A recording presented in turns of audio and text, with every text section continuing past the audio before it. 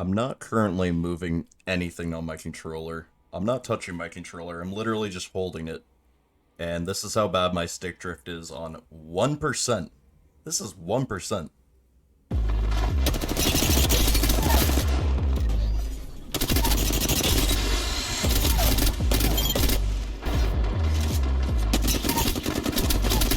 That was a pretty good game.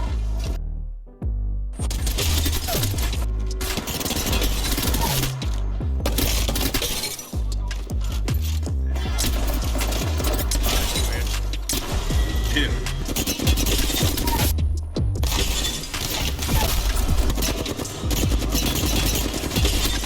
360 ooga booga booga!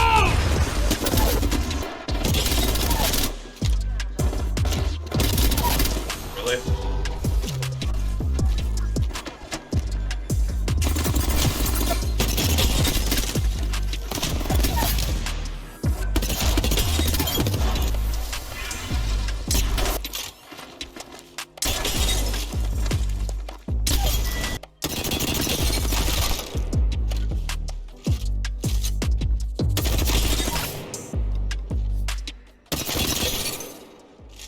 Cool.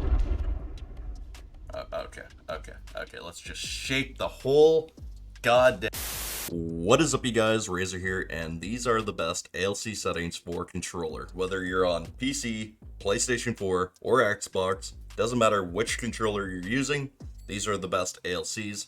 I've used these on PlayStation for the better half of 100,000 kills, so it doesn't matter that you see me on PC and you're using PS4, or if you're using Xbox, it's all the same. So let's get right into these settings. So for gameplay, compact makes your screen look a lot cleaner. Turn off button hints if you're not brand new to the game. Turn off crosshair damage feedback. This makes the X go away. This will be hard to get used to if you haven't done this before, but this will make your aim so much better in the long run. Damage numbers. This will make your number stack. If you have any other setting, it's pretty unnecessary, to be honest, and this is the most beneficial. Ping opacity. This will make it so that when you ping something really far away, it's gonna be somewhat transparent, so you're gonna be able to see through it. It's still annoying, but it's a lot better than default.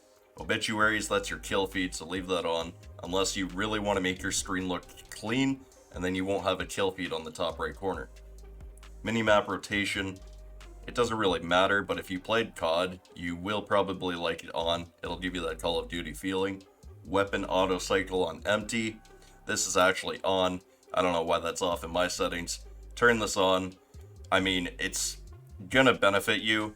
Unless you're really used to it off, then it's gonna be hard to get used to. So it's more preference than anything. It's not, either way, as long as you're switching your weapon as fast as you possibly can, that's all that matters at the end of the day. So do what's faster for you. Auto sprint on. It's just more beneficial in my opinion.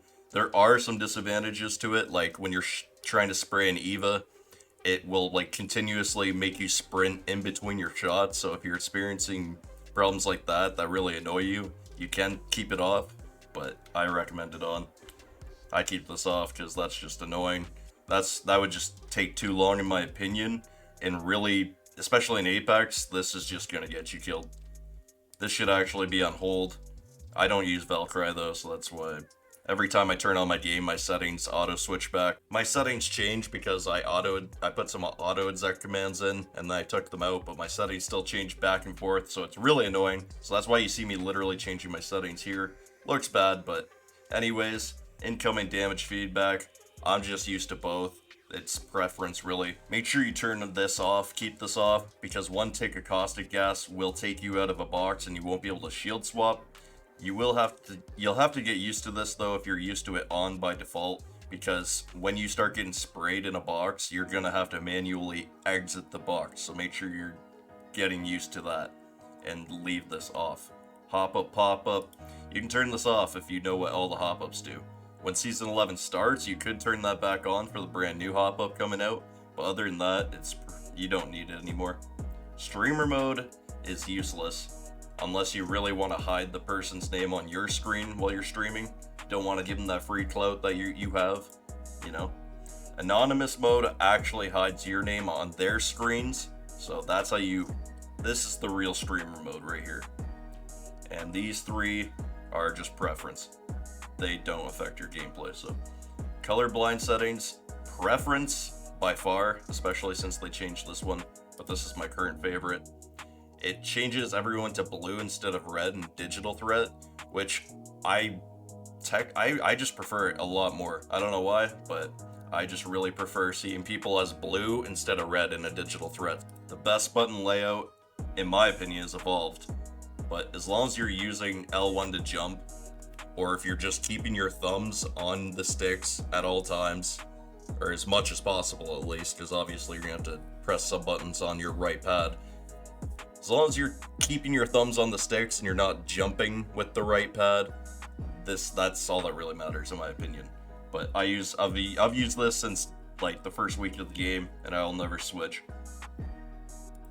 Unless I make custom binds or something like that. If I eventually get like a custom scuff controller or something like that, which I don't see myself doing. But maybe a Battle Beaver down the road, who knows. Tap to use, hold to reload. This is how you reload on a door. You can hold square, reload, and not open the door at the same time. That's the problem controller players have, doors and fights. The other way to reload and not open a door is to press R2 when you have absolutely no ammo left in your magazine, and that will also force you to reload, and you won't open the door. This is super hard to get used to, and if you don't want to, I understand, but that is why I got used to this setting. Did it in like season 3, and I haven't looked back. It took a while to get used to though. This is definitely preference. If you use hold, I definitely understand, and there's definitely advantages to both. The crouch spam looks stronger when you use hold, but believe it or not, it actually is more of a difference in animation on toggle. You get more of the crouch and standing animation. Aim button on hold if you use toggle, that's kind of freaky. Survival slot, that just basically means your heat shield or your respawn beacon. You can throw that down. If you have it off, you can still go into your inventory.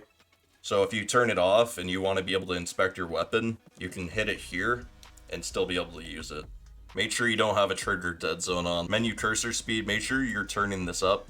It's going to be hard to get used to when you have this all the way. If you're using minimum, turn this all the way up to maximum, you won't be able to control it right away. So turn this up in increments and you'll get used to it. But the faster you control your menu cursor speed, the faster you can shield swap, the faster you can win a fight. When you turn on ALCs, you don't have to worry about any of these. It says ALC enabled, so as you can see, they don't matter. But these were my old settings before I switched to ALCs. I actually used 5.4, so if you don't like the ALCs, try 5.4 Classic. That was the settings I used before. But make sure you have this on small, this off, and I highly recommend you turn vibration on off. But here are my advanced look control settings. You can screenshot right here, or pause the video, and put all your settings in right here. And in a few seconds, I'll scroll down and I'll show the rest of the ALC settings. And per optic settings, I have off. I just turn that off. If you want to mess around with it, by all means. But I'll scroll down now, and these are the rest of the numbers. Make sure these are on.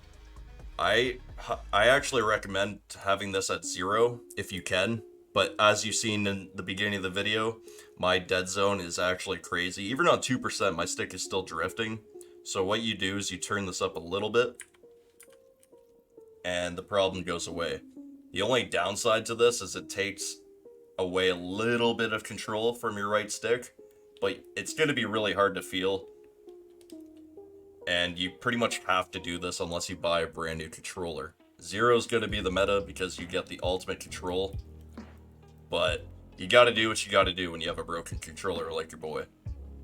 It's not doing it that bad right now, but as you can see, my stick is moving. And that's going to affect a fight, especially a wingman shot. Like, look at that. Actually, no, I'm just dumb.